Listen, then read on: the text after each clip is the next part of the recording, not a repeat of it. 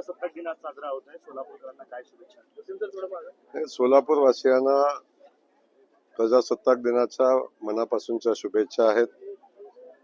आणि सोलापूर शहरामध्ये सोलापूर शहर असेल, जिल्हा असेल, प्रगतीच्या दिशेने वेगानं पुढे जावा आणि या सगळ्या प्रक्रियेमध्ये संविधानाचा सगळ्यात मोठा वाटा असतो. खास करून खूप मोठा संविधानाचा उत्सव नुकताच शहरामध्ये पार पडला. प्रचंड उत्साहाने शहरातल्या जनतेनं, मतदार बांधवांनी त्यामध्ये भागही घेतला आणि शहराच्या विकासासाठी जी लोकशाही प्रणालीमध्ये जी निवडणुकीची प्रक्रिया असते ती पार पडली. शहरानं पुढील 5 वर्षासाठी शहराची सेवा करण्यासाठी 102 लोकप्रतिनिधींना निवडून दिले. त्याही लोकप्रतिनिधींना मी मनापासून शुभेच्छा देतो. त्यांच्या हातून सर्वोत्तम या शहराची सेवा घडावी अशा पद्धतीच्या भावना व्यक्त करतो. तंबाखू मुक्ती शपथ आता आपण काही वेळापूर्वी घेतली, मात्र आता राज्यामध्ये विशेषतः साताऱ्यामध्ये एक मोठी कारवाई पोलिसांनी केली. जवळपास 6,000 कोटींचं ड्रग्ज पकडण्यात आले. कशा पद्धतीने आपण बघतो की तंबाखू मुक्तीचा असेल, व्यसनमुक्तीचा असेल, या सगळ्यावर शासन खूप मोठं काम करते. त्याचाच भाग म्हणून आपण बघितलं असेल की अशा मोठ्या मोठ्या कारवाया होत आहेत. खास करून आज साताऱ्यात झालेली कारवाई त्याचं प्रतीक आहे. भविष्यामध्ये या सगळ्यांच्याकडून जे बेकायदेशीर तंबाखू विक्री असेल किंवा ड्रग्जचा विषय असेल त्याच्यावर खूप कडक कारवाई या निमित्तानं करण्याचं धोरण शासनाचं आहे. त्या अनुषंगाने कारवाई होते आणि अशा सगळ्या बेकायदेशीर कृत्यांना आळा बसला पाहिजे. त्यासाठी शासनानं आणि खास करून संबंधित व्यवस्थेनं, पोलीस यंत्रणेनं खूप ताकदीनं काम करावं लागेल. शरद पवार म्हणजे राष्ट्रद्रोह अशी टीका जी आहे ती नाही, मला या संदर्भातली माहिती नाही. मी माहिती घेऊन आपल्याला या संदर्भात बोलेल.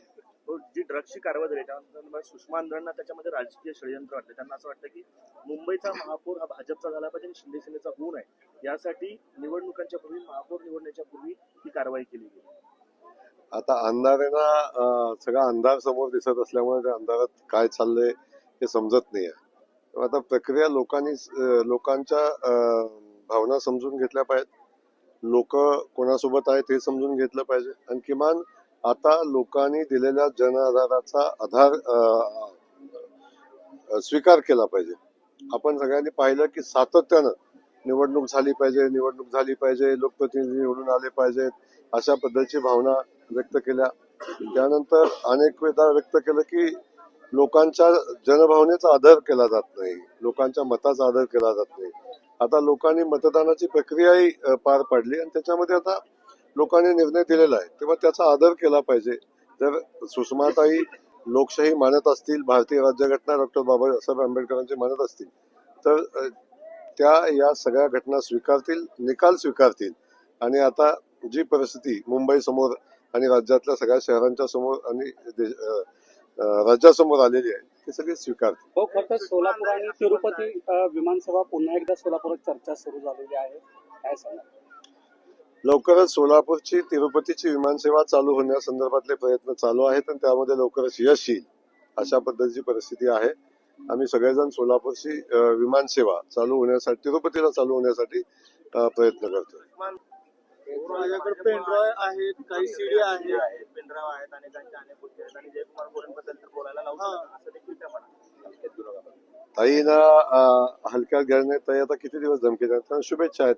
त्यांच्याकडे ज्या काय असेल त्यासाठी शुभेच्छा आहेत त्यांना. इम्तियाज जलील असं म्हणाले की मुंब्राच नव्हे तर अख्खा महाराष्ट्र आम्ही हिरवा करू. कुठेतरी पुन्हा एकदा छेडलंय त्यांनी या संपूर्ण.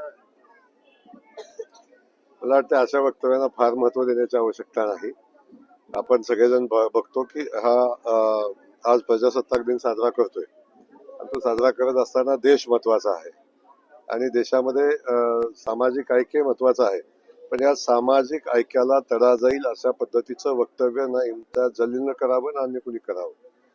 या ठिकाणी सामाजिक ऐक्याला बाधा येऊ नये असं सगळ्यांनी वागलं पाहिजे, या निमित्तानं सांगणं आवश्यक आहे. काल पद्मभूषण पुरस्कार जे आहे ते महाराष्ट्राचे राज्यपाल भगतसिंग कोश्यारी यांना जाहीर झाला आणि त्यावरून संजय राऊतांनी टीका केलेली आहे की महाराष्ट्राचा अपमान करणाऱ्यांना हे पुरस्कार दिले जातात.